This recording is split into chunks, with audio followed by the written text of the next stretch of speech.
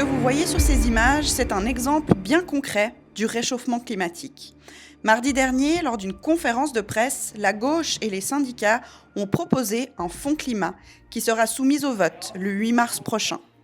Cette initiative propose que la Confédération investisse chaque année entre 0,5 à 1% du PIB dans la protection du climat. Cette initiative, elle garantit qu'on fasse les investissements dont on a besoin dans nos infrastructures. C'est ce qu'on a su faire par le passé. On a développé les barrages, on a développé le rail. C'était une façon d'être visionnaire et c'est ce qu'on veut faire aujourd'hui. Une initiative soutenue par le syndicat UNIA. Aujourd'hui, les 10% les plus riches sont responsables de la moitié des émissions, tandis que les salariés sont ceux qui subissent les conséquences du réchauffement climatique. Une politique du climat équitable va pas seulement protéger la santé et les personnes, mais va créer aussi des postes de travail dans des secteurs d'avenir. Grâce au Fonds pour le climat, nous allons investir dans la formation, dans les nouvelles technologies, dans la sécurité de l'emploi.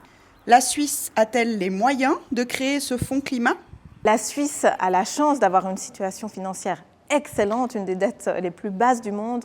C'est aussi un moment où les taux d'intérêt sont extrêmement bas. Donc c'est le bon moment pour garantir qu'on soit aussi fort demain. Parce que les investissements qu'on fait pas aujourd'hui, ça coûte demain 4% du PIB, c'est le coût de l'inaction.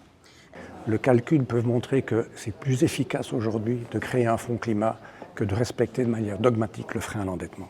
Cette initiative est donc tournée vers l'avenir. Protéger le climat, c'est protéger les conditions de vie de nos enfants, des générations futures. Donc, de ce point de vue-là, c'est une responsabilité que nous avons aujourd'hui de fournir des conditions qui permettront à nos enfants, à nos petits-enfants de vivre dans les mêmes conditions favorables que nous avons aujourd'hui. Il est temps de donner un vrai coup d'accélérateur à la politique du climat pour une Suisse et une économie forte et durable.